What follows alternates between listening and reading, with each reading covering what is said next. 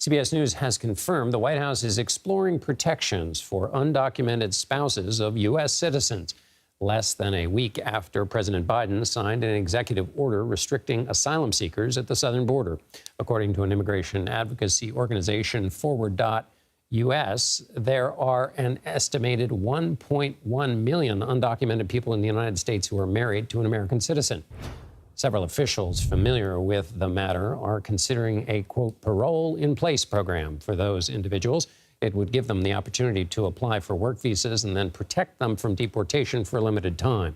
It would also create an easier pathway for undocumented migrants who want a green card or citizenship. Parole in place programs aren't new. They're currently used for families of military members or veterans living in the U.S.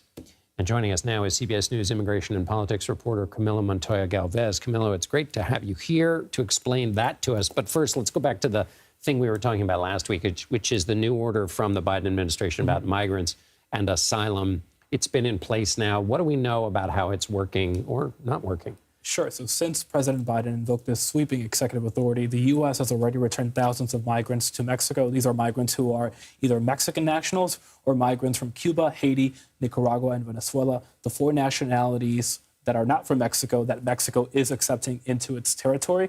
The U.S. additionally has sent deportation flights to over 24 countries at this point, including countries like Colombia, Ecuador, and others like Uzbekistan. However, I should underscore that the impact of this order is somewhat limited on countries in the Eastern Hemisphere, countries like China and countries in Africa, because the U.S. has a harder time deporting people there.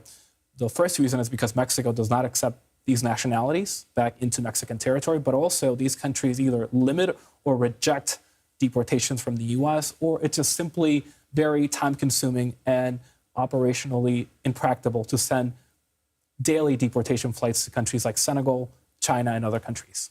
Let me ask you now about this new discussion about spouses. Where's that coming from, and how should we think about it? The president, we are told, is exploring another sweeping unilateral action on immigration, and this would be very far-reaching in scope. John, it would be the biggest affirmative immigration relief program since DACA, that program that currently protects the so-called dreamers from deportations and also offers them work permits. This would benefit, rather, the unauthorized immigrant spouses of U.S. citizens, and it would allow them, one, to work in the U.S. legally, two, to also live here legally, but three, and most importantly, to potentially have a new path to green card status and ultimately U.S. citizenship. And that is because under current law, people who enter the country illegally, John, cannot apply for green card status based on a sponsorship from their spouse who is a U.S. citizen. They first have to leave the country and then come back legally and then apply for a green card. But under this proposal, they would be able to stay here, not face a ban from the U.S., and adjust their status to a permanent resident status, and eventually, after a few years, U.S. citizenship. So it would essentially do what Congress has debated on doing for 20 years now, but through unilateral action. So again, it would obviously face legal challenges from Republican-led states who will likely argue that this is an overreach and that it is illegal. And it would bring them into the system, though, at least, this measure, right? I mean, yes. Which has been one of those measures they've been looking for. They would have to submit evidence that they have been in the country for a certain amount of time, that they have no serious criminal records. They would have to meet other requirements, just like any other petitioners for green card status would have to meet. And so, yes, they would be in the system for the Department of Homeland Security to review their applications.